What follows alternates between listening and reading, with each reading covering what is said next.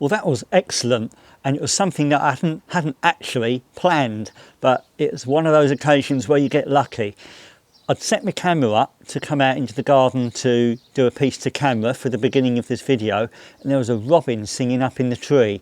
So I grabbed my sound recording equipment, which is my trusty Tascam DR05 audio recorder and my DIY parabolic microphone, of which more in a moment, and I went and grabbed myself quite a decent sound recording.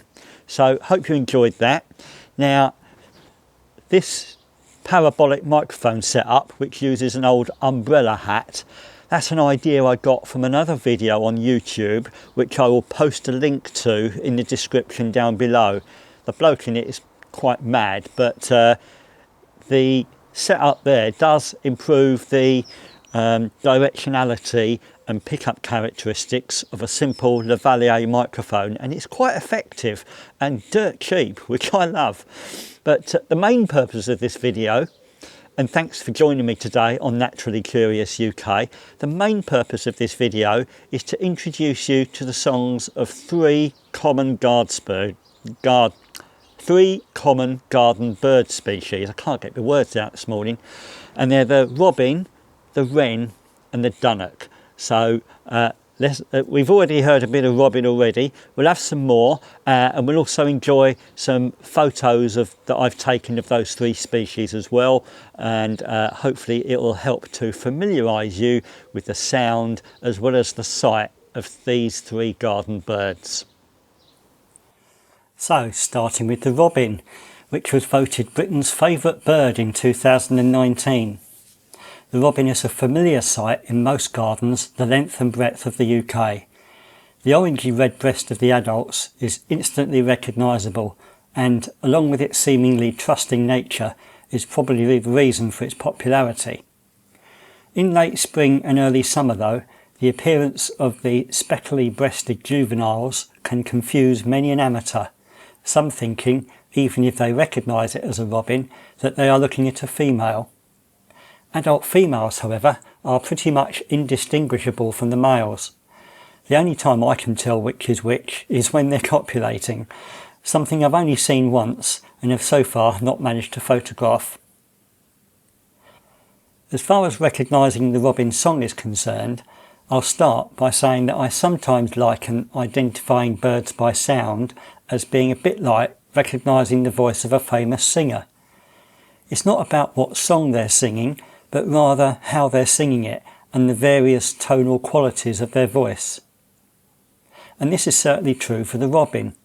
The trick is not to listen for any particular phrases or sequences of notes in the song, but rather to pay attention to the character of its delivery. Short, varied, random phrases of no more than 2 or 3 seconds, with the notes seeming to switch unpredictably between high and low pitch, and then pauses of a few seconds between phrases, of which it seems no two are the same. Trust me, despite the randomness of their song, once you've got your ear in, you'll find the song of the robin hard to miss.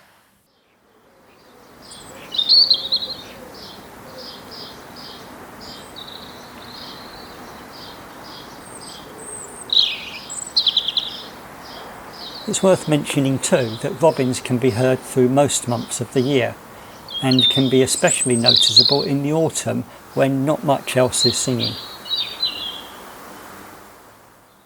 Okay, let's turn our attention to one of our smallest birds now, the wren.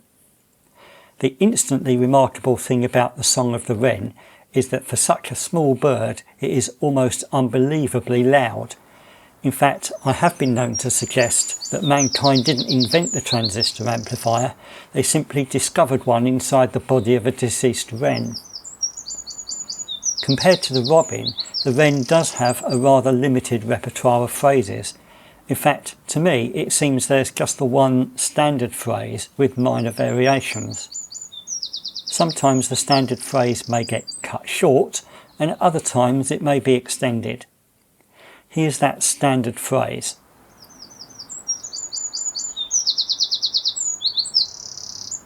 It's about 4 to 5 seconds long, with a quite distinctive, almost machine gun-like rapid fire segment near the end. Here it is again.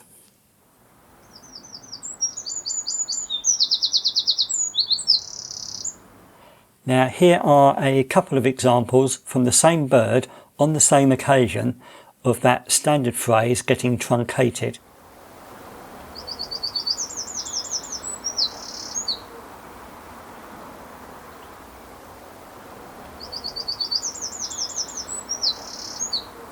Now the same bird again, but this time extending the standard phrase.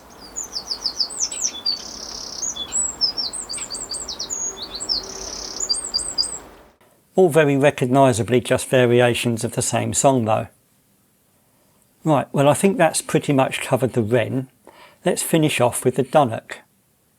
This is a bird whose somewhat understated plumage has been known to fool beginners and more experienced birdwatching folk alike, especially when seen away from the garden.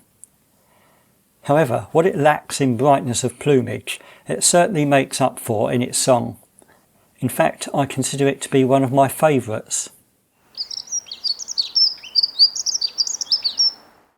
I first started to recognise its song because the rhythm of it reminded me of the telephone ringtone of Austin Powers in the movies.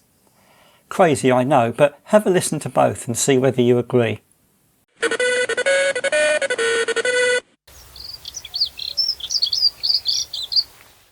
Okay, maybe I'm losing my marbles a bit, but just in case you're wondering, there was a cuckoo in the background of that one. That's the only clip you'll hear in this video which wasn't recorded in my own garden. These next two clips most definitely were recorded in my garden, on the one occasion by one bird. The song is a rapid delivery of varied, high-pitched, almost squeaky notes.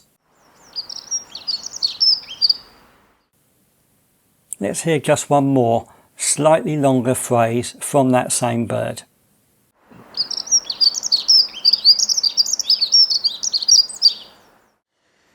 So that was the robin, the wren and the Dunnock, 3 common garden bird species. Hope you enjoyed the recordings and the photos, and I hope you'll join me again soon on Naturally Curious UK. Meanwhile, as always, keep enjoying the wonders of nature where you are.